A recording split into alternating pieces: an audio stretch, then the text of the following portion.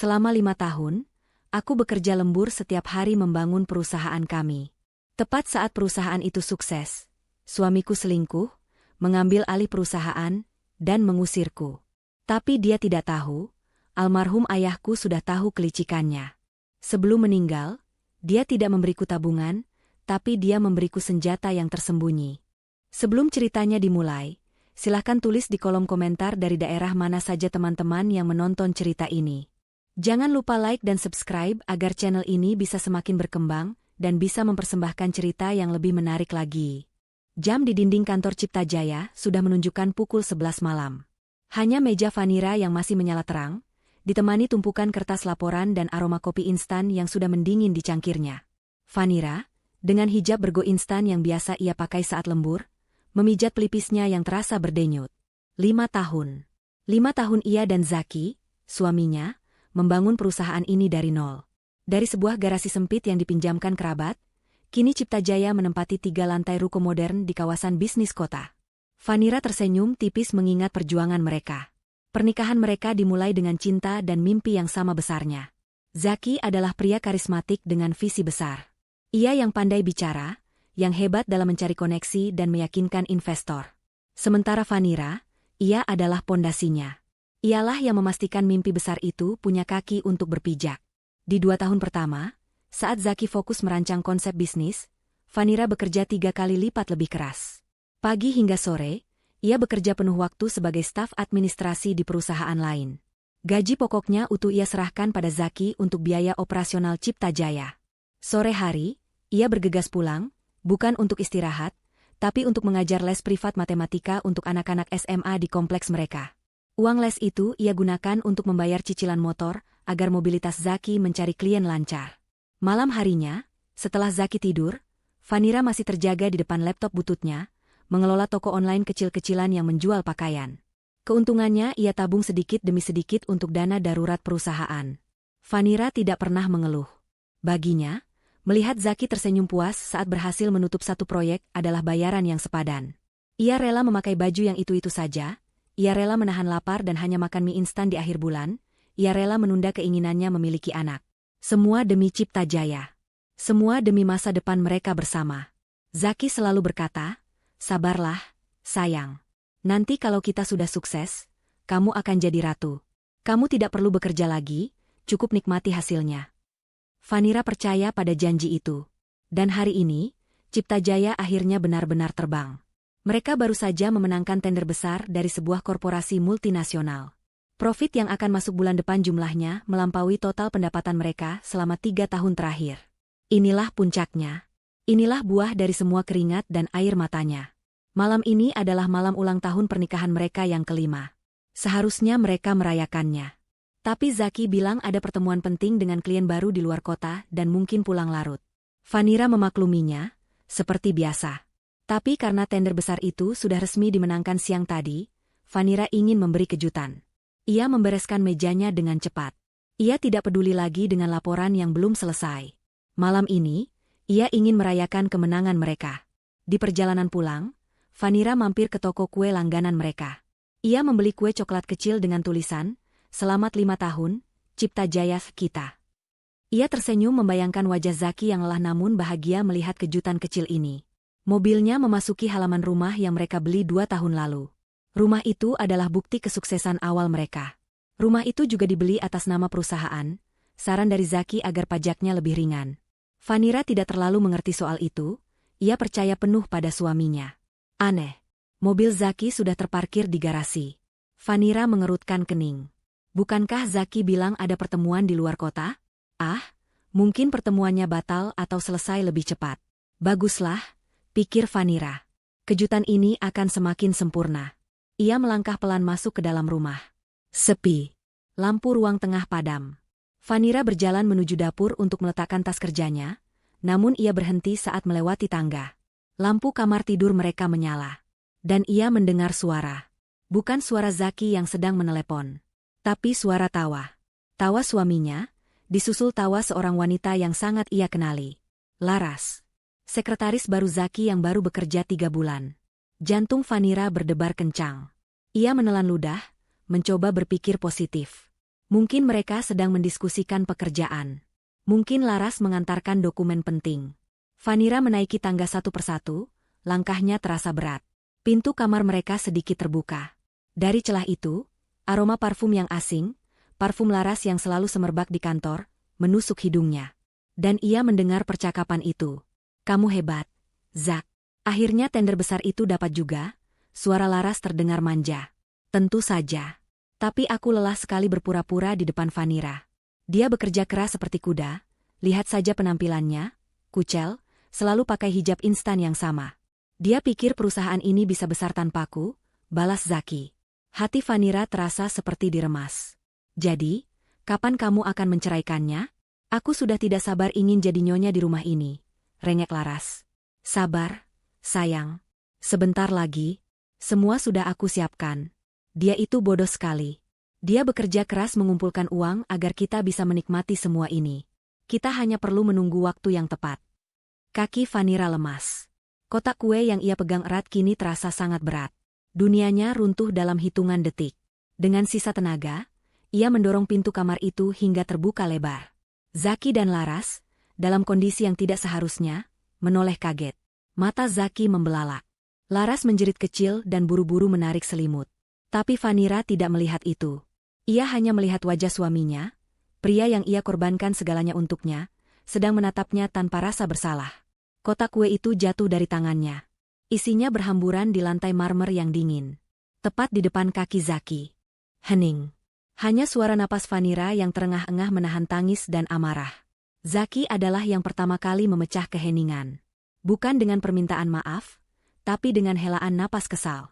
Kenapa kamu pulang? Bukannya kamu lembur? Vanira menatapnya tak percaya. Lembur?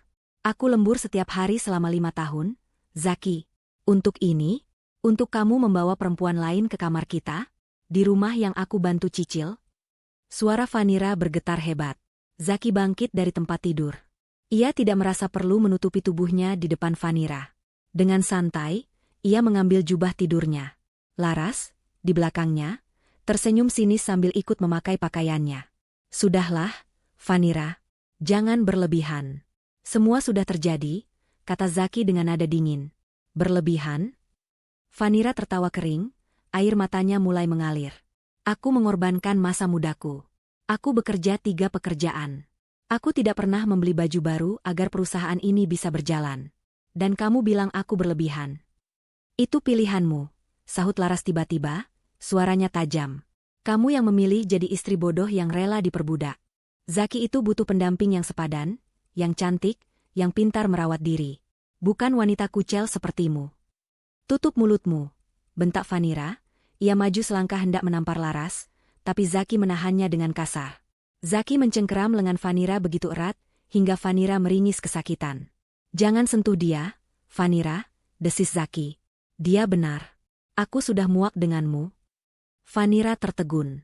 Pria yang dulu selalu memeluknya hangat saat ia kelelahan, kini menatapnya dengan kebencian. Apa salahku, Zack? Lirihnya. Zaki melepaskan cengkeramannya dan berjalan ke meja kerjanya di sudut kamar. Ia membuka laci, mengeluarkan sebuah map coklat, dan melemparkannya ke tempat tidur di depan Vanira. Kita cerai. 2 kata itu menghantam Vanira lebih keras daripada pemandangan perselingkuhan tadi. Cerai? Aku sudah mengurus semuanya. Itu suratnya, kamu tinggal tanda tangan, kata Zaki, seolah sedang membicarakan kontrak kerja. Vanira menggeleng. Tidak. Aku tidak mau.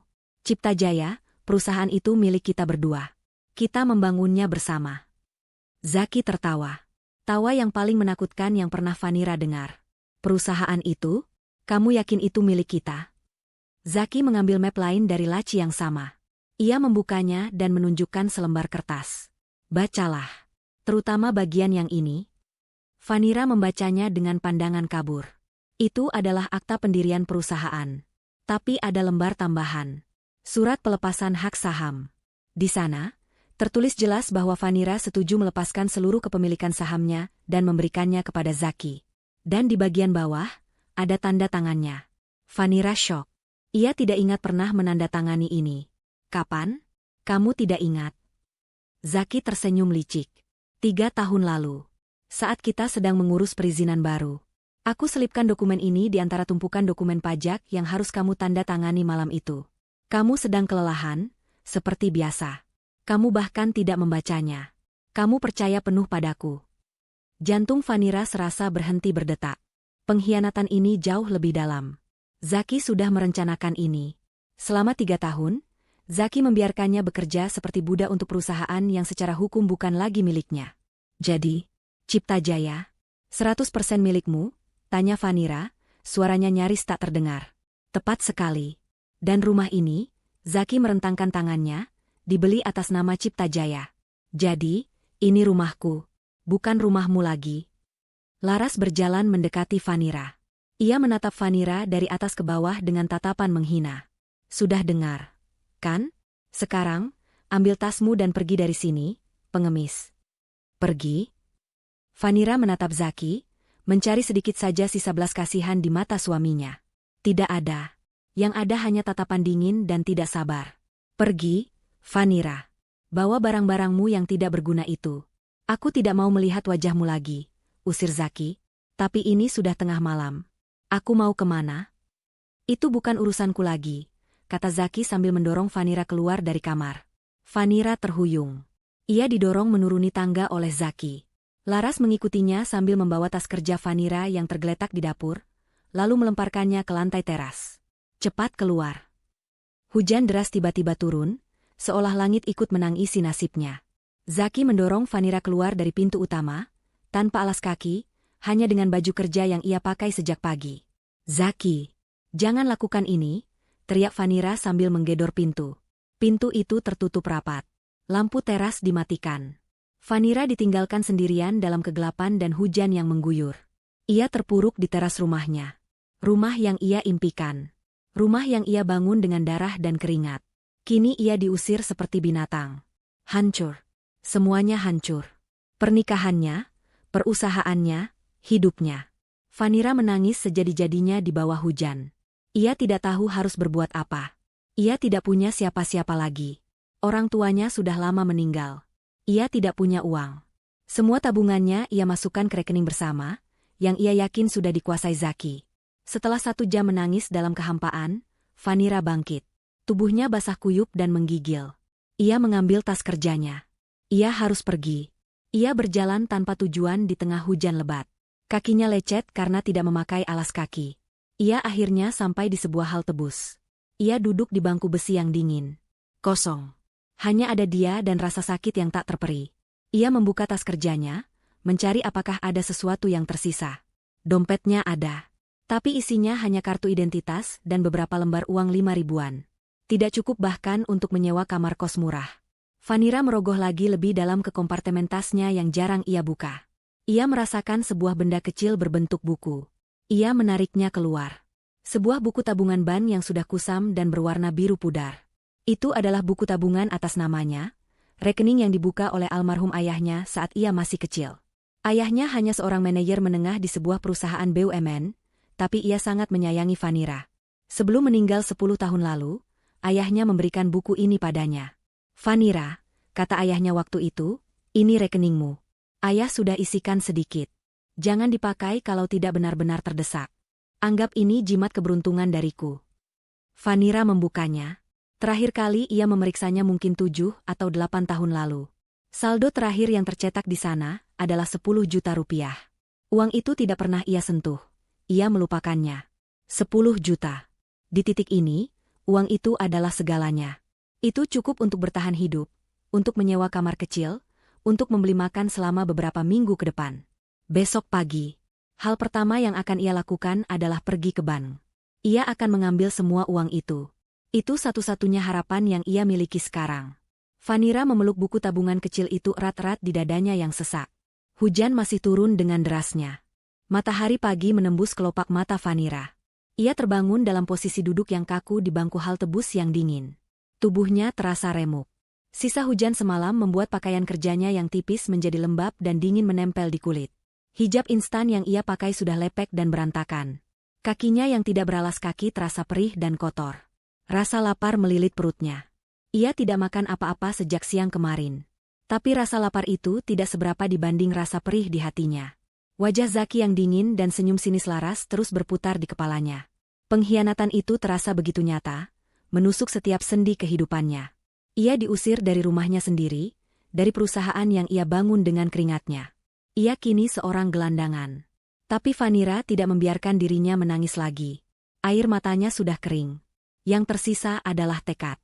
Tekad untuk bertahan hidup. Ia merogoh tas kerjanya, memastikan buku tabungan biru pudar itu masih ada. Masih. Benda kecil itu adalah satu-satunya jangkar yang ia miliki di dunia ini. 10 juta rupiah.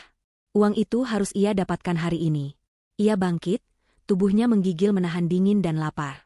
Ia berjalan tertatih, menghindari kerikil tajam di trotoar. Bank yang dituju tidak terlalu jauh, sekitar 3 kilometer dari halte itu. Ia melewatinya setiap hari dalam perjalanan ke kantor. Dulu, ia melihat gedung bank yang megah itu dari dalam mobilnya yang nyaman. Hari ini, ia berjalan ke sana dengan kaki telanjang. Setiap langkah adalah siksaan. Orang-orang yang bergegas berangkat kerja menatapnya dengan aneh. Ada yang menatap iba, ada yang menatap jijik. Vanira menundukkan kepalanya, menyembunyikan wajahnya di balik sisa-sisa hijabnya. Ia merasa begitu kecil, begitu hina. Ia yang dulu seorang manajer di Cipta Jaya, yang memimpin rapat, yang dihormati karyawan, kini terlihat tidak lebih baik dari pengemis. Sesampainya di depan pintu kaca bank yang mengkilap, ia ragu. Seorang satpam yang tegap menatapnya dengan curiga. Vanira menelan ludah. Ia mencoba merapikan pakaiannya yang kusut dan kotor, tapi sia-sia. Ia menarik napas dalam-dalam, mengabaikan tatapan satpam itu, dan melangkah masuk. Udara dingin dari pendingin ruangan langsung menerpa tubuhnya yang lembab, membuatnya menggigil hebat. Bank itu ramai. Para nasabah duduk rapi di kursi tunggu, wangi dan bersih. Vanira merasa seperti noda di atas lantai marmer yang putih bersih. Ia berjalan ke sudut ruangan, ke arah toilet. Ia harus membersihkan diri setidaknya sedikit. Di dalam toilet, ia menatap pantulan dirinya di cermin. Wajahnya pucat, matanya bengkak, bibirnya kering. Ia membasuh wajahnya dengan air dingin, mencoba mengembalikan sedikit kesadaran. Ia merapikan hijabnya sebisanya. Ia mencuci kakinya yang kotor di wastafel, tidak peduli jika ada yang melihat. Ia harus terlihat pantas, setidaknya agar tidak langsung diusir. Setelah merasa sedikit lebih baik, ia keluar dan mengambil nomor antrean untuk layanan teller. Jantungnya berdebar kencang. Bagaimana jika rekeningnya sudah tidak aktif? Bagaimana jika uangnya sudah hangus? Bagaimana jika ada masalah administrasi? Nomornya dipanggil. Loket 3. Vanira berjalan ke loket. Seorang pria parubaya berkacamata tersenyum ramah. Di dadanya tersemat nama, Herman. Selamat pagi, Ibu. Ada yang bisa saya bantu? Suara Vanira serak. Pagi, Pak. Saya mau ambil semua sisa tabungan saya. Ia menyodorkan buku tabungan biru yang sudah lecek itu bersama kartu identitasnya. Pak Herman menerimanya. Ia menatap buku tabungan yang sudah tua itu dengan sedikit kerutan di dahi, lalu beralih menatap Vanira, lalu kembali ke buku tabungan. Baik, Bu Vanira. Silakan ditunggu sebentar, saya cek dulu datanya. Vanira mengangguk, jemarinya terkepal erat di atas meja. Ia melihat Pak Herman mengetikkan sesuatu di komputernya. Dahi pria itu semakin berkerut. Pak Herman mengetik lagi, kali ini dengan lebih lambat, seolah sedang memverifikasi setiap angka. Ia lalu menatap layarnya dengan mata terbelalak. Ada masalah, Pak? Tanya Vanira cemas. Uangnya masih ada, kan? 10 juta rupiah. Pak Herman tidak langsung menjawab. Ia mengangkat gagang telepon di mejanya, menekan satu tombol, dan berbicara dengan suara pelan yang tidak bisa didengar Vanira. Pak, bisa ke loket 3? Ada nasabah prioritas. Segera. Nasabah prioritas? Vanira bingung. Apa maksudnya? Tak lama, seorang pria yang tampak seperti kepala cabang bank datang tergopoh-gopoh. Pak Herman menunjuk ke layar komputernya. Kepala cabang itu membungkuk, melihat, dan wajahnya langsung berubah pucat. Ia lalu menatap Vanira dengan tatapan yang sulit diartikan. Campuran antara kaget, hormat, dan tidak percaya. Ibu Vanira? Tanya kepala cabang itu dengan suara yang dibuat seramah mungkin, meski sedikit gemetar. Iya, Pak, jawab Vanira, semakin takut. Mari, Bu. Silakan ikut saya ke ruangan saya. Kita bicarakan di dalam. Herman, kamu ikut juga, kata kepala cabang itu. Vanira ditarik keluar dari antrean. Nasabah lain menatapnya dengan penasaran. Vanira merasa seperti seorang kriminal yang tertangkap. Apakah ia melakukan kesalahan? Apakah ayahnya dulu punya utang di bank ini? Ia dibawa masuk ke sebuah ruangan VVIP yang mewah di lantai 2. Jauh berbeda dengan ruang tunggu di bawah. Sofa kulit yang empuk, meja kayu yang kokoh, dan aroma kopi yang harum. Silakan duduk, Bu Vanira. Mau minum apa? Teh hangat? Kopi? Tawar kepala cabang. Air putih saja, Pak. Sebenarnya ada apa ini? Apa saya tidak bisa mengambil uang saya? Tanya Vanira langsung ke intinya. Kepala cabang itu duduk di depannya, sementara Pak Herman berdiri di sampingnya sambil memegang tablet. Bukan begitu, Bu, kata kepala cabang itu pelan. Kami hanya kaget. Rekening ini sudah sangat lama tidak ada transaksi penarikan. Kami harus melakukan verifikasi. Pak Herman menyodorkan tablet itu ke kepala cabang, yang kemudian menggesernya ke depan Vanira.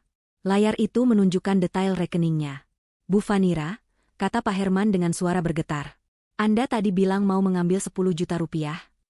Iya, Pak. Semua sisa tabungan saya. Pak Herman menelan ludah. Ia menunjuk deretan angka di layar tablet. Maaf, Bu. Saya harus konfirmasi. Maksud Anda 10 juta? Dolar Amerika? Vanira menatap deretan angka itu. Ada banyak sekali angka nol. Dan di depannya, ada simbol USD. Dunianya berhenti berputar untuk kedua kalinya dalam 12 jam. Tidak, bisik Vanira. Tidak mungkin. Itu pasti salah. Ayah saya hanya manajer biasa. 10 juta rupiah, Pak. Bukan dolar. Pak Herman menggeleng pelan. Datanya sangat jelas. Bu, saldo Anda saat ini bukan 10 juta rupiah. Saldo Anda adalah 10 juta, 200.450 dolar Amerika Serikat. Dan itu belum termasuk aset lainnya. Vanira terdiam. Ia menatap angka itu. 10 juta dolar. Jika dirupiahkan, angkanya terlalu banyak untuk ia hitung. Kepalanya pusing. Ia merasa akan pingsan. Vanira mencengkeram erat lengan sofa. Ruangan ber-AC itu tiba-tiba terasa pengap. Bapak pasti bercanda, desisnya. Ini tidak masuk akal. Ayah saya sudah meninggal 10 tahun lalu. Dia hanya pegawai BUMN. Mana mungkin dia punya uang sebanyak ini? Kepala cabang itu memberi isyarat kepada Pak Herman. Pak Herman segera menyodorkan segelas air putih yang tadi dipesankan. Silakan diminum dulu, Bu. Tenangkan diri Anda. Ini bukan kesalahan. Vanira meneguk air itu dengan tangan gemetar. Bu Vanira, Pak Herman memulai penjelasannya dengan suara yang sangat hati-hati. Rekening ini bukan rekening tabungan biasa seperti yang Ibu kira. Ini adalah trust fund. Sebuah rekening dana perwalian yang disiapkan oleh almarhum ayah Anda. Dana perwalian? Vanira sama sekali tidak mengerti istilah itu. Sederhananya begini, Bu, Pak Herman mencoba menjelaskan. Jauh sebelum meninggal, ayah Anda menyimpan sejumlah besar aset di bank kami. Aset ini bukan hanya uang tunai. Saldo 10 juta rupiah yang Ibu lihat di buku tabungan itu, hanyalah saldo awal saat rekening dibuka 20 tahun lalu. Setelah ayah Anda meninggal 10 tahun lalu, sesuai instruksinya, seluruh asetnya yang lain, yang kami ketahui ditransfer dari rekening di Swiss, dilebur dan dimasukkan ke dalam trust fund ini. Dana ini kemudian dikelola secara profesional oleh divisi wealth management kami. Vanira terdiam. Swiss? Ayahnya? Pria sederhana yang setiap pagi membuatkannya sarapan nasi goreng. Pria yang mengajarinya naik sepeda. Pria yang selalu memakai kemeja batik yang sama saat ke kantor. Pria itu punya rekening di Swiss? Uang itu terus bertambah selama 10 tahun ini, lanjut Pak Herman. Dan instruksi dari ayah Anda sangat jelas. Dana ini tidak boleh disentuh oleh siapapun, termasuk oleh Ibu sendiri, kecuali dalam kondisi darurat yang terverifikasi, atau sampai waktu yang ditentukan. Saya tidak tahu apa-apa soal ini, lirih Vanira. Ia merasa seperti sedang membaca cerita novel, bukan kisah hidupnya. Ia teringat kata-kata ayahnya, ini untuk saat kamu benar-benar terdesak. Ayahnya pasti tahu. Tapi apa yang ayahnya tahu? Vanira menatap Pak Herman. Jadi, saya bisa mengambil uang ini. Tentu saja, Bu. Ini semua milik Anda, kata kepala cabang itu cepat. Kita bisa cairkan sebagian hari ini juga jika Ibu perlu uang tunai. Kita juga bisa buatkan kartu debit dan kredit premium atas nama Ibu sekarang juga. Uang. Tiba-tiba ia punya begitu banyak uang. Ia bisa membeli puluhan rumah seperti yang dirampas Zaki. Ia bisa membeli ratusan mobil. Tapi bukan itu yang ada di pikiran Vanira. Yang ada di pikirannya adalah, mengapa? Mengapa ayahnya melakukan semua ini? Mengapa ia merahasiakannya? Tunggu, kata Pak Herman lagi, wajahnya kembali serius. Ada satu hal lagi, Bu. Ini mungkin yang paling penting. Vanira menatapnya, jantungnya kembali berdebar. Selain instruksi pengelolaan dana, kata Pak Herman sambil membuka berkas lain di tabletnya, ada satu instruksi otomatis yang sangat spesifik. Instruksi ini baru aktif tepat 2 tahun yang lalu. 2 tahun. Vanira langsung menghitung. Itu adalah saat Cipta Jaya mulai meroket. Saat Zaki bilang mereka mendapatkan mitra pemasok bahan baku yang luar biasa murah. Saat Zaki mulai sering lembur dan sedikit berubah jadi lebih dingin. Instruksi apa itu, Pak? Tanya Vanira. Ayah Anda menginstruksikan bank bahwa tepat di tanggal itu, 2 tahun lalu, bank harus mulai menggunakan sebagian besar dana di rekening ini untuk membeli saham. Secara agresif. Dan hanya di satu perusahaan. Firasat Vanira mulai tidak enak. Ayah Anda memerintahkan kami untuk membeli sebanyak mungkin saham dari sebuah perusahaan. Pak Herman berhenti sejenak, ia menatap Vanira lekat-lekat. Perusahaan ini perusahaan distributor tertutup. Namanya PT Bintang Logistik. Nama itu, Vanira tidak mengenalinya. Ia sama sekali tidak pernah mendengar nama itu. Ia mengerutkan kening. Bintang Logistik? Saya tidak tahu perusahaan itu. Apa hubungannya dengan saya? Saya juga tidak tahu, Bu, kata Pak Herman, tapi perintahnya sangat jelas. Dan kami sudah melaksanakannya selama 2 tahun terakhir. Setiap ada kesempatan, kami membeli sahamnya dari pemegang lain. Lalu, berapa banyak saham yang saya miliki di perusahaan itu? Pak Herman menggeser layar tabletnya. Ia menunjukkan sebuah diagram lingkaran. Sampai penutupan pasar saham kemarin, Bu, katanya dengan suara pelan. Rekening ini, atas nama Ibu Vanira kini secara resmi memiliki 60% saham PT Bintang Logistik. Ibu adalah pemegang saham mayoritas. Vanira masih bingung. Ia kaya raya, itu ia sudah paham. Tapi ia juga kini memiliki perusahaan antah berantah. Apa gunanya ini semua? Maaf, Pak Herman, kata Vanira. Saya tidak mengerti. Apa istimewanya perusahaan ini? Kepala cabang yang sedari tadi diam, kini angkat bicara. Bu Vanira, saya rasa ini bukan kebetulan. Kami melakukan sedikit riset internal saat instruksi pembelian ini aktif. PT Bintang Logistik adalah perusahaan distributor dan pemasok bahan baku. Vanira masih menunggu. Kepala cabang itu melanjutkan. Mereka adalah distributor eksklusif dan satu-satunya di Indonesia untuk semua bahan baku impor utama yang digunakan oleh PT Cipta Jaya. Tubuh Vanira menegang. Kepala cabang itu mengangguk pelan.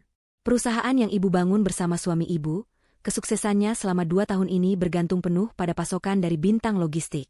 Perusahaan yang sekarang, ibu kuasai. Napas Vanira tercekat.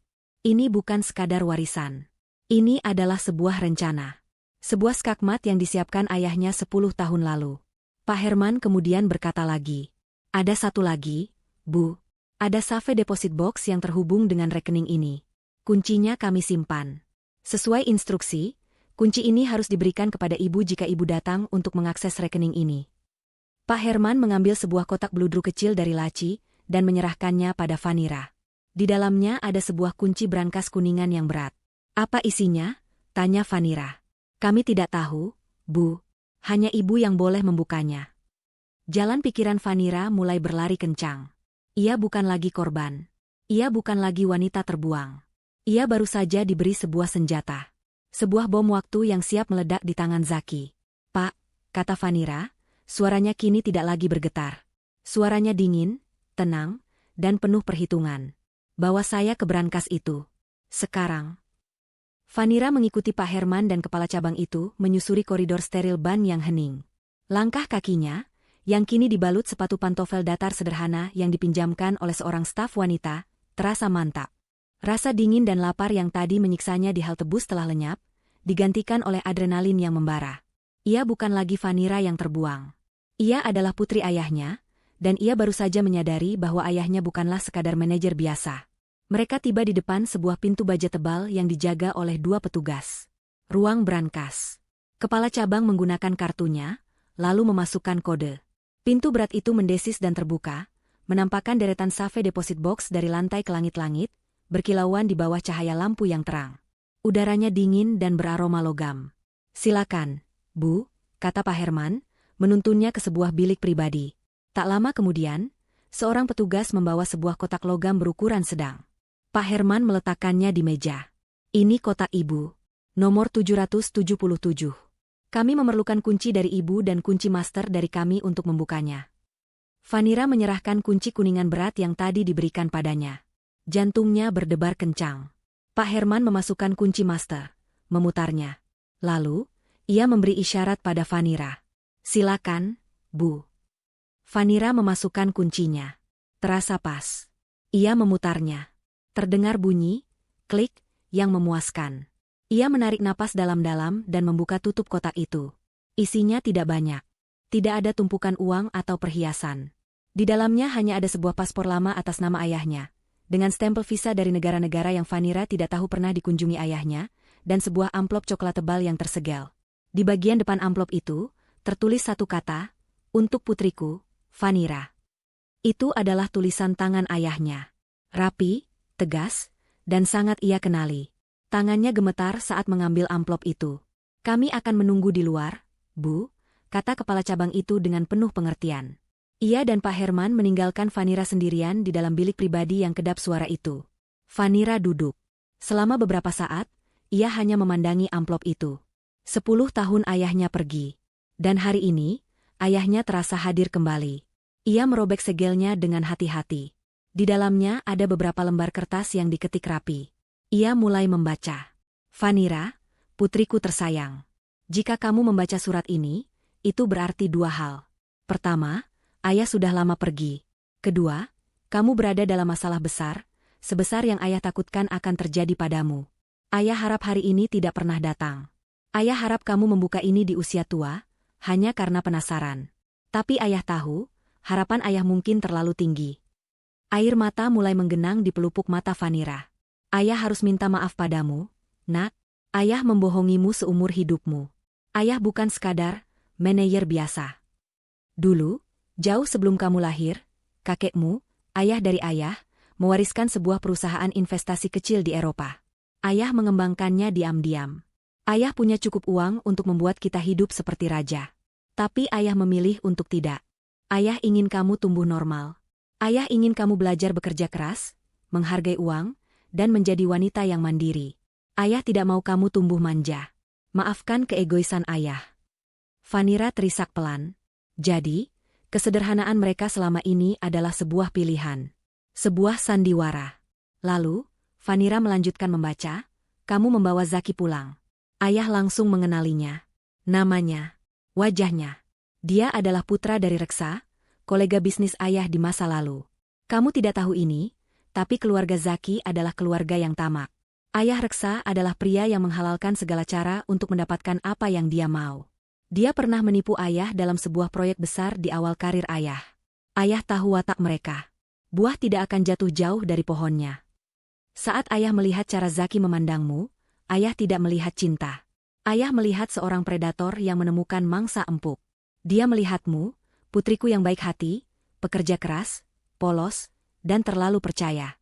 Kamu adalah alat yang sempurna untuknya. Kamu punya etos kerja, dan kamu punya ayah, yang dia kira hanya manajer biasa, sehingga tidak akan bisa melindungimu. Ayah ingin sekali melarangmu, Vanira. Ayah ingin berteriak padamu bahwa dia pria jahat. Tapi ayah tahu hatimu. Kamu sedang jatuh cinta. Jika ayah melarangmu, kamu hanya akan semakin dekat padanya dan menjauh dari ayah. Kamu akan mengira ayah adalah orang tua kolot yang menghalangi kebahagiaanmu. Jadi, ayah memilih jalan yang lain. Ayah diam. Ayah berpura-pura menyukainya di pesta pernikahanmu. Tapi di hari yang sama saat kamu menikah, ayah mulai membangun rencanaku. Ayah menyiapkan trust fund ini. Ayah mengalihkan semua aset ayah ke dalamnya. Dan ayah mulai mencari, jantung, dari rencana bisnis yang sering Zaki bicarakan padamu. Ayah tahu dia ambisius. Dia pasti ingin membangun perusahaan. Dan benar saja. Zaki ingin masuk ke bisnis manufaktur. Ayah tahu, bisnis itu bergantung pada bahan baku. Ayah menggunakan koneksi ayah di luar negeri dan menghabiskan banyak uang untuk mengakuisisi sebuah perusahaan distributor kecil, PT. Bintang Logistik. Ayah menjadikannya pemegang lisensi tunggal untuk bahan baku vital yang pasti akan Zaki butuhkan. Ayah sengaja menyembunyikan perusahaan ini, membuatnya tampak seperti perusahaan kecil yang tidak signifikan. Lalu, ayah menunggu. Saat perusahaan kalian, Cipta Jaya, mulai berdiri, ayah menginstruksikan Bintang Logistik untuk memberi kalian harga termurah. Sangat murah. Itulah keajaiban yang membuat perusahaan kalian meroket 2 tahun lalu. Zaki merasa dia hebat. Dia merasa dia jenius. Padahal, dia hanya sedang ayah beri makan. Ayah sengaja membuatnya kecanduan pada pasokan dari Bintang Logistik. Instruksi di bank baru aktif 2 tahun lalu, karena ayah memperkirakan, di titik itulah Zaki akan mulai menunjukkan sifat aslinya. Saat dia sudah merasa sukses, saat dia sudah merasa di atas angin, dia akan membuangmu. Dia akan mengambil semua hasil kerja kerasmu. Ayah tahu itu akan terjadi, nak. Maafkan ayah tidak bisa menghentikannya secara langsung. Vanira menangis sesenggukan. Ayahnya tahu. Ayahnya sudah meramalkan malam tadi. Pengusiran itu. Penghinaan itu. Sekarang, Vanira membaca paragraf terakhir surat itu. Kamu telah dikhianati. Kamu pasti merasa hancur. Tapi angkat kepalamu, Vanira. Kamu bukan korban. Ayah tidak membesarkanmu untuk jadi korban. Zaki mengambil perusahaan yang dia bangun dengan keringatmu. Dia mengambil Cipta Jaya. Tapi dia tidak tahu bahwa Cipta Jaya hanyalah tubuh. Dia tidak bisa hidup tanpa jantung. Bintang Logistik adalah jantungnya. Dan sekarang, kamu memegang jantung itu di tanganmu. Gunakan ini, nak. Gunakan semua yang ayah tinggalkan. Uang, kekuasaan, dan perusahaan itu. Ambil kembali apa yang menjadi hakmu. Buat dia membayar setiap tetes air matamu. Ayah mungkin tidak bisa mendampingimu, tapi ayah sudah memberimu pedangnya. Sekarang, pergi, dan berjuanglah. Ayah selalu bangga padamu. Surat itu selesai. Vanira terdiam lama. Air matanya berhenti mengalir. Yang tersisa adalah api. Api kemarahan yang dingin dan terfokus. Ia melipat surat itu dengan rapi. Ia mengambil paspor ayahnya. Ia memasukkan kembali semuanya ke dalam brankas. Ia keluar dari bilik itu. Pak Herman dan kepala cabang menatapnya dengan cemas. Wajah Vanira yang mereka lihat sekarang bukanlah wajah wanita bingung yang tadi masuk. Wajahnya tenang, dingin, dan matanya memancarkan ketegasan yang menakutkan. Pak, kata Vanira kepada kepala cabang. Suaranya tidak lagi serak. Suaranya mantap. Saya butuh beberapa hal. Pertama, cairkan $100.000 ke rekening baru saya. Saya butuh uang tunai dan kartu debit premium sekarang. Kedua, saya mau tim pengacara terbaik yang bank ini miliki. Saya mau mereka bertemu saya dalam 1 jam. Ketiga, saya mau laporan lengkap PT Bintang Logistik dan semua kontraknya dengan PT Cipta Jaya ada di meja saya sebelum makan siang. Kepala cabang itu tertegun sejenak, lalu mengangguk cepat. Baik, Bu Vanira. Segera kami siapkan. Ada lagi. Vanira menatap pantulan dirinya di kaca. Pakaiannya masih kotor dan kusut. Dan tolong, katanya, panggilkan manajer butik terbaik di kota ini. Suruh dia menemui saya di kamar hotel terbaik yang bisa Anda pesankan. Saya harus membeli beberapa pakaian baru. 1 minggu berlalu. Bagi Zaki dan Laras, itu adalah minggu terindah dalam hidup mereka. Vanira lenyap begitu saja. Zaki sudah menduga wanita itu akan terlalu malu untuk muncul. Ia pasti sedang menangis di suatu tempat. Mungkin di rumah kerabat jauh, atau di kos-kosan murah. Zaki tidak peduli. Ia sudah memblokir nomor Vanira dan memerintahkan Satpam Cipta Jaya untuk tidak mengizinkan Vanira masuk ke area gedung dengan alasan apapun. Cipta Jaya kini sepenuhnya miliknya. Dan Laras, dengan status barunya sebagai calon nyonya Zaki, langsung mengambil alih. Ia pindah ke rumah Zaki, membuang semua barang peninggalan Vanira. Ia memesan mobil sport baru dengan uang perusahaan.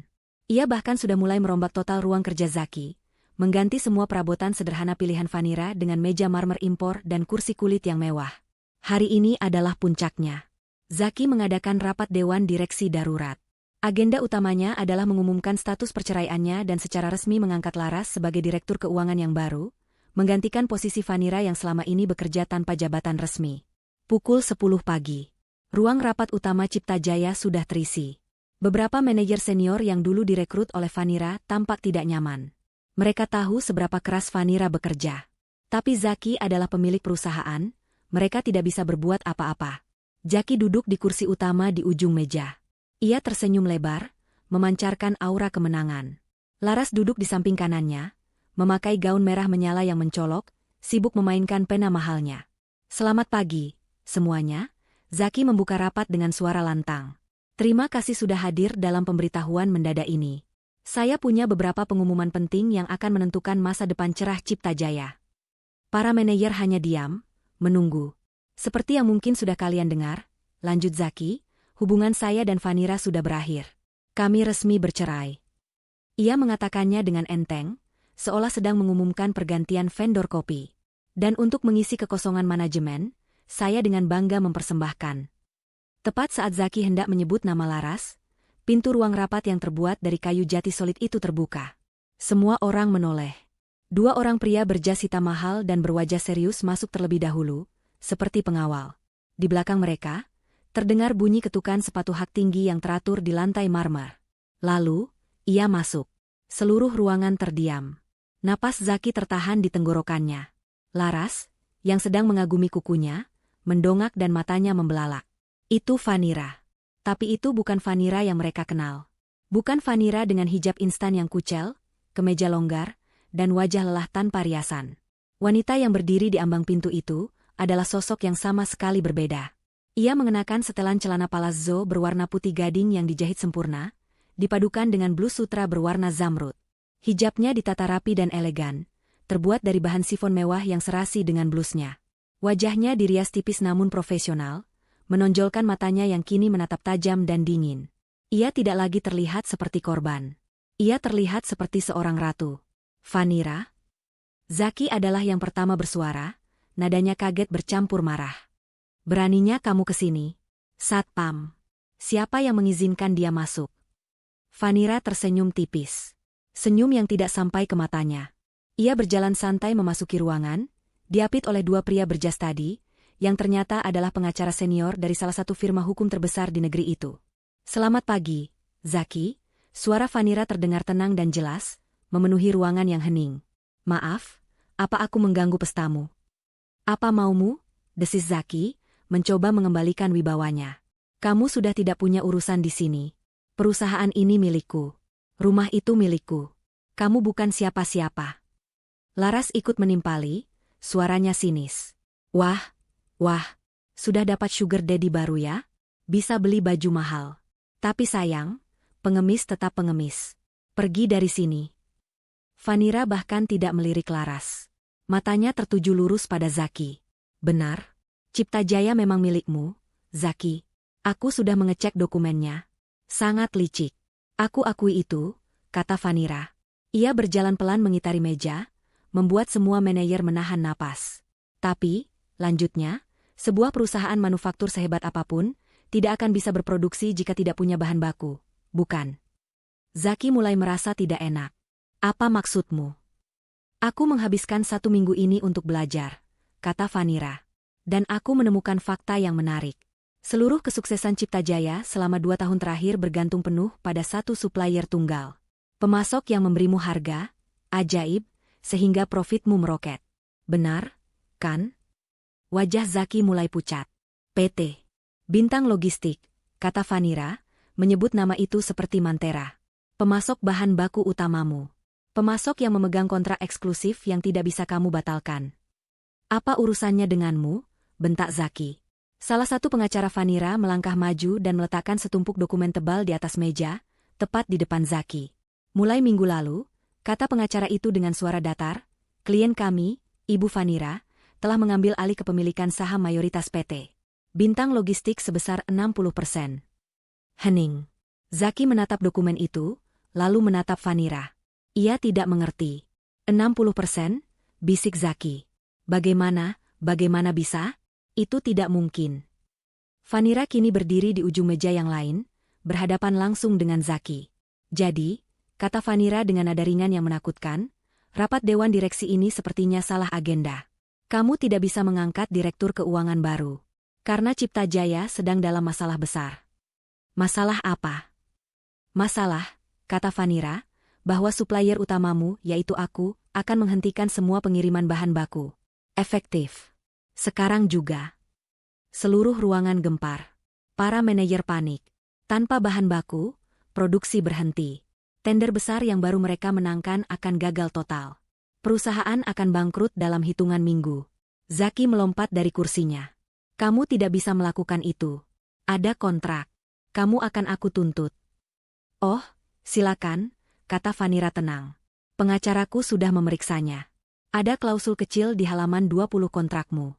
Bintang Logistik berhak meninjau ulang harga dan jadwal pengiriman kapanpun, jika terjadi pergantian kepemilikan di salah satu pihak. Dan sepertinya, Cipta Jaya baru saja mengalami pergantian. Bukan?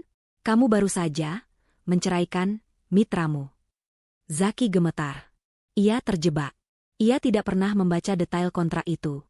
Vanira menatap Zaki, lalu laras, lalu berkeliling ke semua manajer yang ada di ruangan.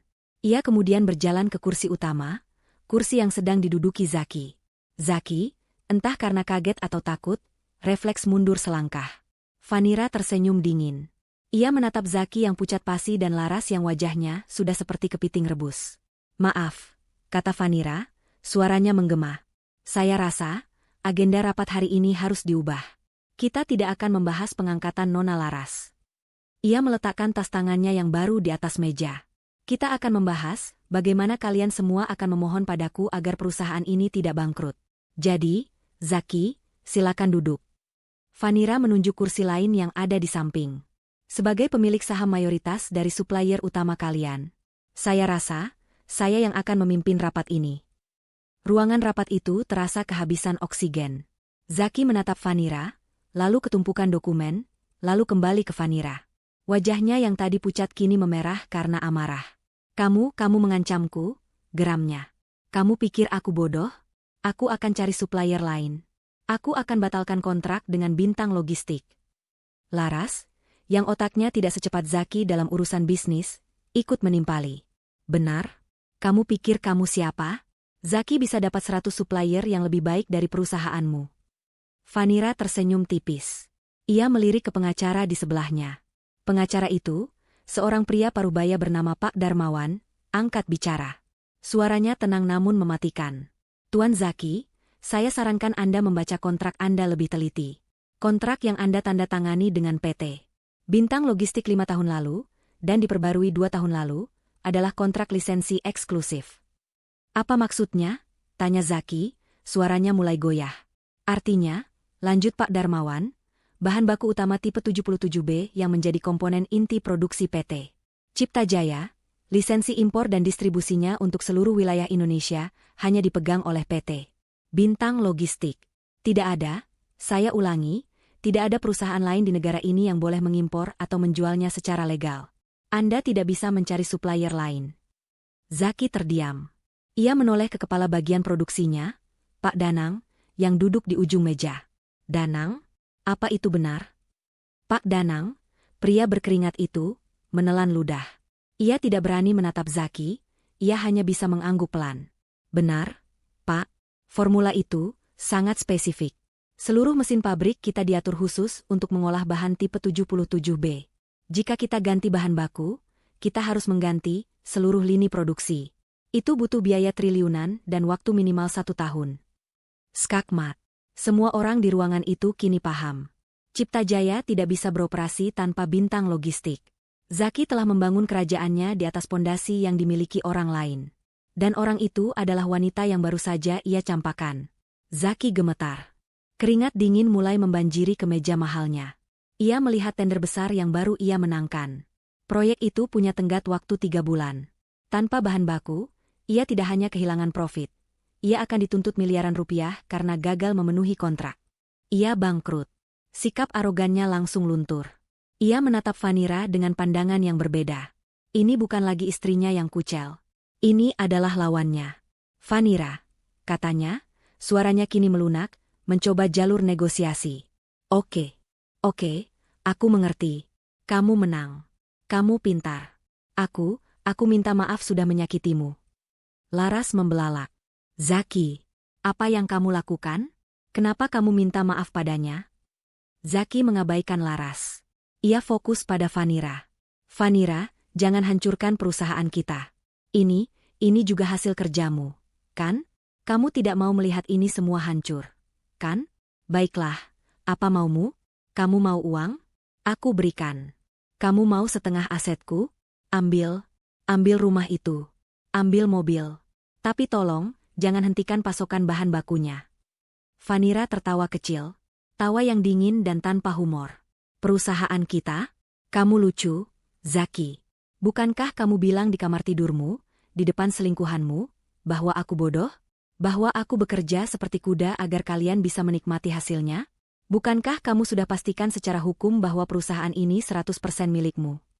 Vanira melangkah mendekati meja, meletakkan kedua telapak tangannya di atas permukaan kayu yang dingin. Kamu benar. Ini perusahaanmu. Bukan perusahaanku. Aku tidak punya sentimen apa-apa lagi pada Cipta Jaya. Wajah Zaki kembali pucat pasi. Lalu, apa maumu? Aku? Vanira tersenyum. Aku hanya pebisnis. Dan sebagai pemilik Bintang Logistik, aku kesini untuk menagih utang. Utang? Zaki bingung. Apa maksudmu? Cipta Jaya tidak punya utang. Laporan keuangan kita bersih. Kita selalu bayar semua tagihan tepat waktu. Ia menoleh ke Laras, yang ia jadikan direktur keuangan dadakan. Laras mengangguk panik. Bi benar, pembayaran kita lancar. Oh, pembayaran kalian lancar, kata Vanira. Tapi kalian membayar dengan harga yang salah. Pak Darmawan kembali membuka map dokumen yang lain. Ini adalah map kedua. Tuan Zaki, kata Pak Darmawan. Sepertinya Anda tidak pernah membaca laporan keuangan dari sisi supplier Anda.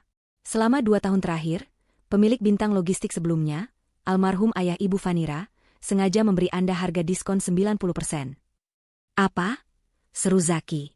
Harga yang Anda bayar, lanjut Pak Darmawan, hanyalah 10% dari harga asli bahan baku. 90% sisanya dicatat oleh Bintang Logistik sebagai piutang. Sebagai utang dagang Cipta Jaya. Itu adalah strategi dari pemilik lama untuk membantu Anda tumbuh. Zaki merasa lantai di bawah kakinya runtuh. Tidak mungkin. Itu jebakan. Itu bisnis, koreksi Vanira. Ayahku memberimu modal dengan cara yang tidak kamu sadari. Kamu terlalu sibuk menghitung profit, sampai lupa melihat tumpukan utangmu yang sebenarnya. Berapa? Desis Zaki. Berapa utangnya? Pak Darmawan membalik halaman terakhir di dokumennya, dan menunjukkan angka paling bawah. Total akumulasi utang pokok PT. Cipta Jaya kepada PT. Bintang Logistik selama 2 tahun terakhir, ditambah bunga keterlambatan yang otomatis aktif karena Anda melanggar klausul kontrak, adalah 50 miliar rupiah. 50 miliar. Angka itu menggema di ruangan. Para manajer terkesiap. Laras hampir pingsan. Itu adalah angka yang mustahil. Total aset perusahaan pun mungkin tidak sampai segitu. Dan, tambah Pak Darmawan, sesuai perjanjian kredit yang Anda tanda tangani, utang ini jatuh tempo seketika saat terjadi pergantian kepemilikan di Bintang Logistik. Yang artinya, utang itu jatuh tempo hari ini. Sekarang juga. Zaki ambruk di kursinya. Tamat. Ini benar-benar tamat. Ia tidak punya 50 miliar. Ia tidak punya 5 miliar. Semua uangnya habis untuk membeli mobil mewah, apartemen untuk Laras, dan gaya hidup barunya. Vanira berjalan santai ke arah Zaki yang terduduk lemas. Ia menatap pria yang telah menghancurkan hidupnya itu dengan tatapan dingin. Kamu punya 2 pilihan, Zaki, kata Vanira dengan suara pelan namun jelas. 1. Bayar lunas 50 miliar rupiah itu sekarang juga. Tunai. Ke rekening Bintang Logistik. Aku tidak punya. Lirih Zaki. Aku tahu, potong Vanira. Jadi, kamu hanya punya pilihan kedua. Vanira mengambil selembar dokumen terakhir dari Pak Darmawan, dan meletakkannya di depan Zaki. Itu adalah surat perjanjian jual-beli saham. Kamu serahkan 100% kepemilikan sahammu di Cipta Jaya, kata Vanira. Seluruhnya. Kepada saya. Sebagai ganti pelunasan semua utangmu. Kamu keluar dari sini tanpa membawa apa-apa, sama seperti kamu mengusirku malam itu. Zaki menatap dokumen itu. Lalu ia menatap Laras yang menangis histeris. Lalu ia menatap Vanira. Di mata wanita itu, ia tidak melihat sisa cinta atau belas kasihan. Ia hanya melihat keadilan yang dingin. Tanda tangani, perintah Vanira. Gemetar, Zaki mengambil pena yang tergeletak di meja. Pena mahal yang baru ia beli kemarin. Dengan tangan yang lebih berat dari baja, ia membubuhkan tanda tangannya di atas kertas. Ia baru saja menyerahkan segalanya. Perusahaannya, mimpinya, kemewahannya. Semuanya kini milik Vanira. Setelah tanda tangan itu kering, suasana di ruang rapat berubah total. Pak Darmawan dan timnya segera mengurus legalitas pengalihan aset. Dalam 30 menit, secara hukum, Vanira adalah pemilik tunggal PT Cipta Jaya. Zaki terduduk kosong, statusnya kini bukan lagi siapa-siapa. Laras masih sesenggukan, riasannya luntur berantakan. Vanira berjalan ke kursi utama di ujung meja, kursi yang tadi diduduki Zaki. Ia duduk dengan tenang. Para manajer yang tadinya tegang kini, menatapnya dengan campuran rasa takut dan hormat. Mereka menunggu titah pertama dari sang ratu baru. Bapak dan ibu sekalian, Vanira memulai, suaranya tenang namun berwibawa. Saya tahu ini mengejutkan. Tapi saya ingin tegaskan satu hal. Saya tidak punya masalah dengan Cipta Jaya. Saya ikut membangun perusahaan ini. Saya tahu potensi kita. Ia menatap satu persatu para manajer. Saya tahu siapa di antara kalian yang bekerja tulus, dan siapa yang hanya penjilat. Mulai hari ini, Cipta Jaya akan saya rombak total. Bagi yang ingin tetap bekerja dengan jujur dan profesional, pekerjaan Anda aman. Saya bahkan akan menaikkan gaji kalian. Ada helaan napas lega di ruangan itu. Namun, lanjut Vanira, saya benci pencuri. Saya benci pengkhianat. Dan saya benci orang yang menyalahgunakan kepercayaan. Tatapan Vanira kini beralih dan mengunci Zaki dan Laras. Keduanya tersentak. Kalian berdua, kata Vanira. Jangan bergerak dari kursi kalian. Kalian pikir setelah tanda tangan ini urusan kita selesai? Kalian pikir aku akan membiarkan kalian pergi begitu saja? Zaki mendongak, apalagi maumu, Vanira? Kamu sudah ambil semuanya. Aku mengambil apa yang menjadi hakku, koreksi Vanira. Tapi aku belum menghitung apa yang kalian curi dariku. Vanira menoleh ke pintu. Masuk. Pintu kembali terbuka. Kali ini bukan pengacara yang masuk, melainkan 3 orang berpenampilan serius dengan kemeja putih dan membawa tas laptop besar. Mereka adalah tim audit forensik independen yang sudah disiapkan Vanira sejak 3 hari lalu. Perintah pertama saya sebagai pemilik baru, kata Vanira kepada seluruh ruangan, adalah audit forensik total atas semua pengeluaran perusahaan selama 2 tahun terakhir. Terutama yang melibatkan Tuan Zaki dan Nona Laras. Wajah Laras yang sudah pucat kini berubah menjadi seputih kertas. Zaki mencengkeram erat lengan kursinya. Ini lebih buruk dari perkiraannya. Satpam, panggil Vanira. 2 orang satpam yang sudah menunggu di luar segera masuk. Tolong jaga Tuan Zaki dan Nona Laras. Pastikan mereka tetap di ruangan ini. Jangan biarkan mereka menyentuh ponsel atau komputer mereka. Tim audit, silakan mulai bekerja. Saya mau semua laptop dan berkas di ruangan Zaki dan Laras disita sekarang juga. Tim audit bergerak cepat. Mereka langsung mengambil laptop Zaki dan Laras yang ada di meja. Zaki mencoba melawan, tapi satpam menahannya. Anda tidak berhak, teriak Zaki. Saya pemilik perusahaan ini. Saya berhak, balas Vanira dingin. Audit ini akan dilakukan secara terbuka. Di sini. Di depan semua manajer. Agar mereka tahu pemimpin macam apa yang mereka miliki sebelumnya. Ini adalah penghinaan publik. Audit yang seharusnya rahasia, kini dibuka di depan bawahan mereka. Selama 4 jam berikutnya, ruang rapat itu berubah menjadi ruang penyiksaan psikologis bagi Zaki dan Laras. Tim audit menghubungkan laptop Zaki dan Laras ke proyektor besar. Satu persatu, borok mereka dikuliti. Pertama, rekening Laras. Ditemukan pembelian sebuah mobil sport mewah seharga 2 miliar rupiah. Tanggal pembeliannya, 3 hari setelah Vanira diusir. Sumber dana, rekening operasional Cipta Jaya. Status kepemilikan, nama pribadi Laras. Para manajer ternganga. Kedua, pengeluaran Zaki. Ditemukan puluhan tagihan perjalanan, bisnis, ke Bali, Singapura, dan Hong Kong. Tapi anehnya, selalu ada 2 tiket first class. Auditor melacak nama penumpang kedua. Selalu atas nama Laras. Mereka tidak pernah bertemu klien. Mereka liburan mewah memakai uang perusahaan. Ketiga, renovasi rumah. Ditemukan tagihan 500 juta rupiah untuk perombakan interior rumah yang sama tempat Vanira diusir. Dibayar oleh Cipta Jaya, padahal rumah itu kini secara de facto dipakai Zaki untuk kepentingan pribadi. Keempat, dan yang paling parah. Tim audit menemukan serangkaian transfer besar ke sebuah perusahaan konsultan bernama Laras Jaya Gemilang. Totalnya mencapai 3 miliar rupiah selama 6 bulan terakhir, untuk jasa konsultasi branding. Tim audit dengan cepat mengecek profil perusahaan itu. Pemiliknya, Laras. Perusahaan itu fiktif. Alamatnya palsu. Itu adalah cara mereka menguras uang perusahaan secara sistematis. Zaki dan Laras telah menggelapkan miliaran rupiah. Setelah semua bukti terpampang di layar, ruangan menjadi hening. Para manajer menatap Zaki dan Laras dengan jijik. Mereka baru sadar, selama ini mereka bekerja keras sementara pemimpin mereka berpesta pora dengan uang hasil jerih payah mereka dan Vanira. Vanira bangkit dari kursinya. Ia berjalan menghampiri Zaki. "Kamu bilang aku bodoh," bisik Vanira. "Kamu bilang aku bekerja seperti kuda agar kalian bisa menikmati ini. Kamu benar. Tapi kamu lupa satu hal, Zaki. Kuda yang bekerja paling keras adalah kuda yang paling tahu di mana letak setiap rumput di ladangnya. Aku yang merancang sistem keuangan perusahaan ini dari nol. Aku tahu setiap celah yang ada." Zaki tidak bisa berkata apa-apa. Ia hancur. "Ini," kata Vanira, "bukan lagi sekadar masalah utang piutang. Ini bukan lagi masalah perceraian." Vanira kembali ke mejanya. Ia mengambil ponselnya. Ia menatap Zaki, lalu Laras yang sudah menangis tanpa suara. "Ini adalah tindak pidana. Penggelapan dana dalam jabatan. Penipuan. Pencucian uang." Vanira menekan sebuah nomor. "Halo, selamat siang. Saya ingin melaporkan tindak pidana penggelapan dana perusahaan di PT Cipta Jaya. Pelakunya ada di hadapan saya sekarang." Laras menjerit histeris. "Tidak. Vanira, jangan. Aku mohon. Aku kembalikan uangnya." Zaki mencoba kabur. Ia melompat dari kursinya dan berlari ke pintu. Tapi dua satpam itu sudah sigap.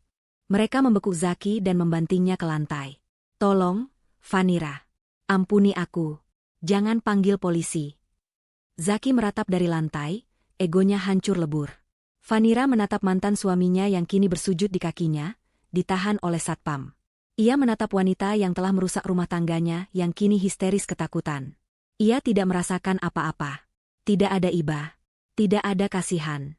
Ia hanya menatap Zaki dengan dingin dan berkata, "Kamu seharusnya memikirkan itu sebelum kamu mengusirku malam itu." Polisi datang 30 menit kemudian. Zaki dan Laras diborgol di depan semua manajer. Mereka digiring keluar dari perusahaan yang mereka kira milik mereka. Saat melewati Vanira, Zaki menatapnya dengan penuh kebencian. Vanira hanya menatap balik, tanpa ekspresi, lalu berbalik badan menghadap para manajernya.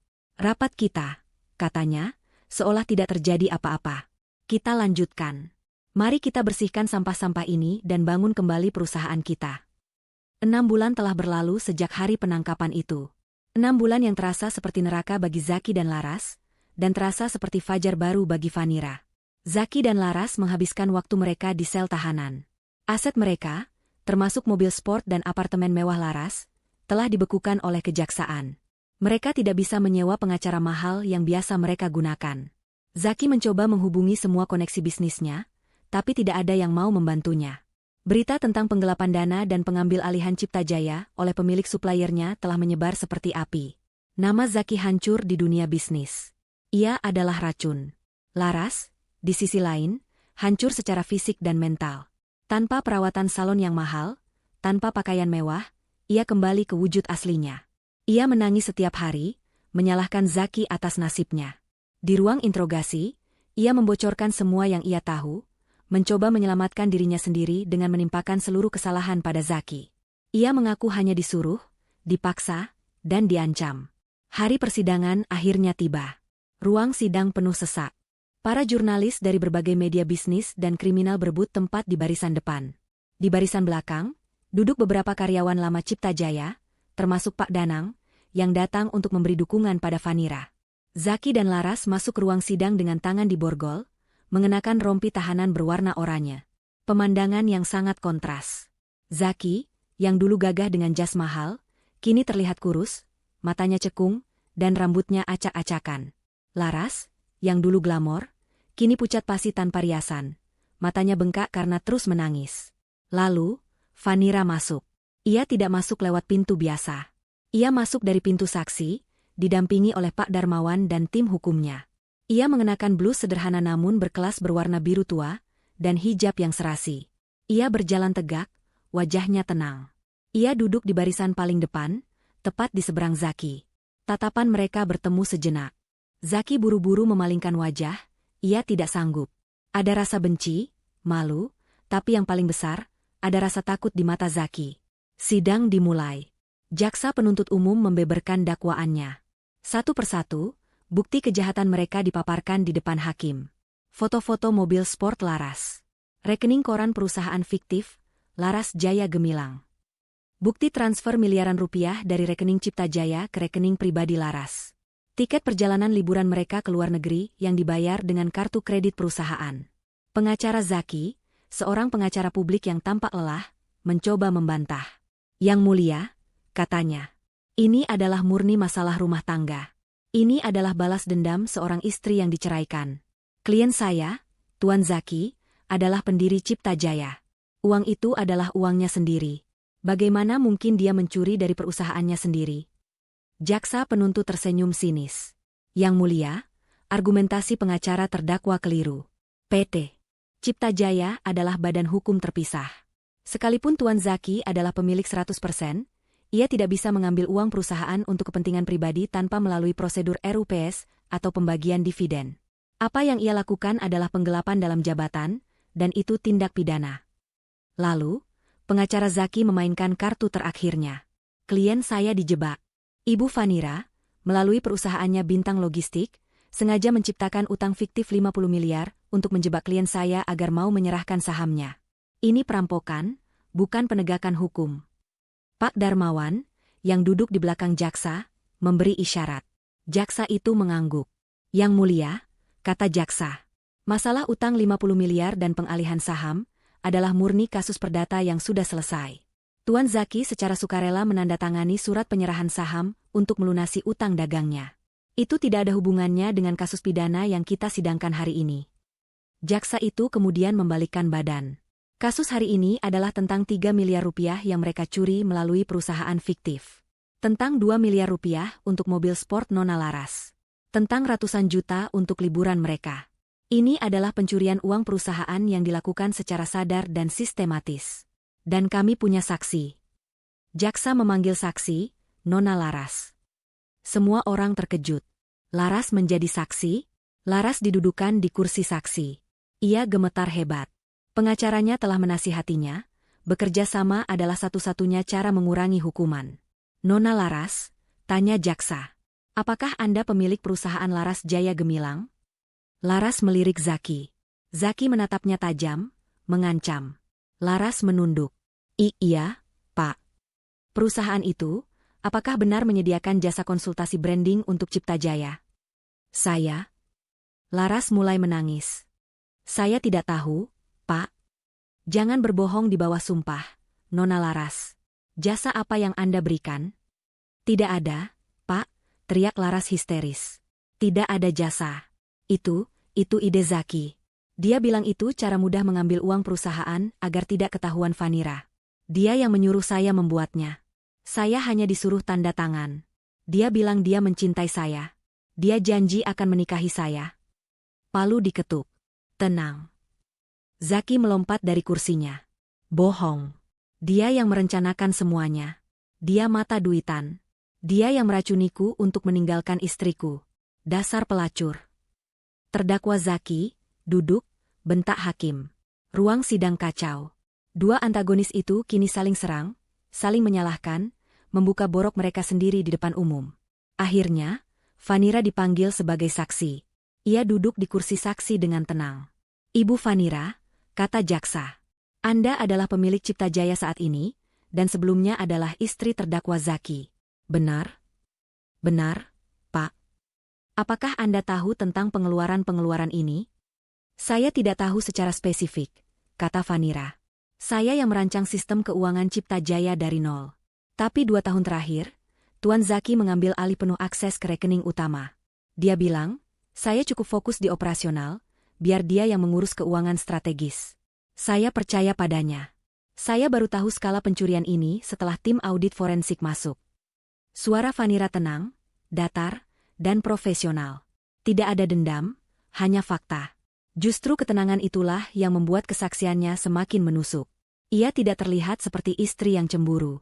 Ia terlihat seperti seorang CEO yang dirampok oleh karyawannya sendiri.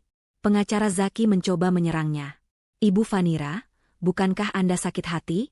Anda memegang bintang logistik, Anda tahu suami Anda selingkuh, lalu Anda sengaja menjebaknya dengan utang dan audit ini. Ini semua balas dendam? Vanira menatap pengacara itu. Pak, jika dompet Anda dicuri, apakah Anda akan diam saja? Atau Anda akan lapor polisi? Saya dirampok. Saya lapor polisi. Jika pencurinya kebetulan adalah orang yang saya kenal, apakah itu salah saya? Saya hanya mengambil kembali apa yang menjadi hak saya, dan menuntut apa yang mereka curi. Masalah sakit hati saya adalah urusan pribadi. 3 miliar rupiah yang hilang itu adalah urusan hukum. Pengacara itu terdiam. Ia kalah telak. Setelah sidang yang berjalan selama 8 jam, hakim akhirnya masuk ke ruang musyawarah. Zaki dan Laras duduk terkulai. Mereka tahu mereka sudah kalah. 1 jam kemudian, hakim kembali. Ruangan hening. Setelah menimbang bukti-bukti, kata hakim ketua dengan suara berat. Kesaksian para saksi. Dan pengakuan terdakwa Laras, serta upaya terdakwa Zaki untuk berbohong di persidangan. Pengadilan memutuskan, terdakwa Zaki dan terdakwa Laras, secara sah dan meyakinkan, terbukti bersalah melakukan tindak pidana penggelapan dalam jabatan dan pencucian uang secara bersama-sama. Laras mulai terisak hebat. Hakim melanjutkan. Untuk perbuatan yang telah merugikan perusahaan dan para karyawan. Untuk perbuatan menyalahgunakan kepercayaan. Dan untuk upaya mengaburkan barang bukti. Hakim mengangkat palu tinggi-tinggi. Pengadilan menjatuhkan hukuman kepada terdakwa Zaki, 15 tahun penjara. Dan kepada terdakwa Laras, 10 tahun penjara. Serta denda untuk mengembalikan seluruh kerugian negara sebesar 5 miliar rupiah. Palu diketuk. Tidak. Laras menjerit histeris. Ia mencoba berlari, tapi ditangkap petugas. Zaki, ini semua karenamu. Aku membencimu. Kau hancurkan hidupku. Zaki tidak bereaksi. Ia hanya terduduk diam. Matanya kosong. Habis. 15 tahun. Hidupnya selesai. Ia menatap Vanira yang masih duduk tenang di kursinya. Ia menatap wanita yang dulu ia sebut kuda bodoh. Wanita itu kini menatapnya. Tanpa benci. Tanpa cinta. Tanpa emosi apapun. Seolah menatap orang asing. Saat Zaki dan Laras diseret keluar oleh petugas, Laras masih menjerit-jerit histeris. Vanira berdiri. Ia merapikan blusnya. Ia tidak perlu melihat akhir drama itu.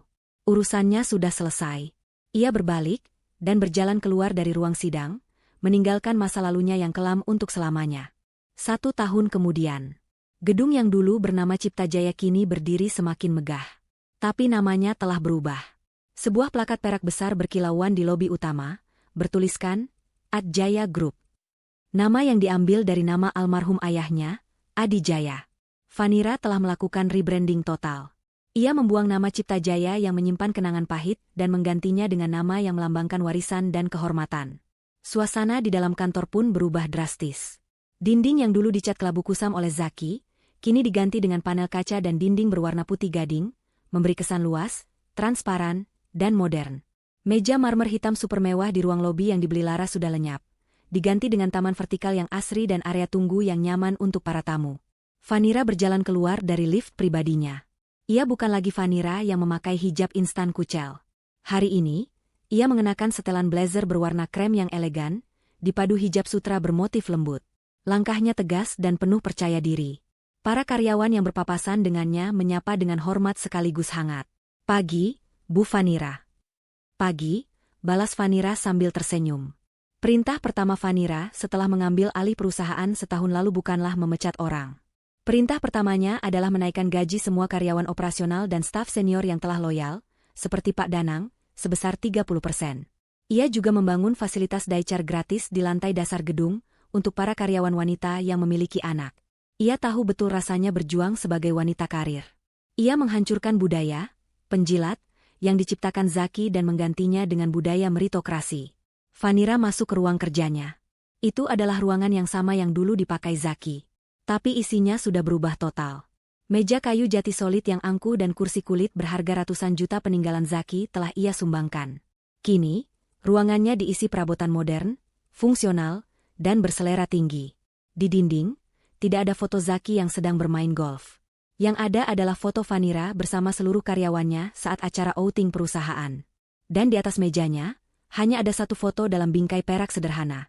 Foto ayahnya yang tersenyum bangga. Ia duduk dan membuka laptopnya. Agenda hari ini padat. Ia melihat tumpukan koran bisnis yang disiapkan asistennya. Di halaman depan, ada berita kecil di sudut.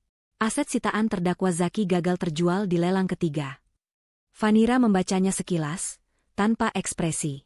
Aset-aset yang dibeli Zaki dan Laras dengan uang curian itu ternyata nilainya terus merosot.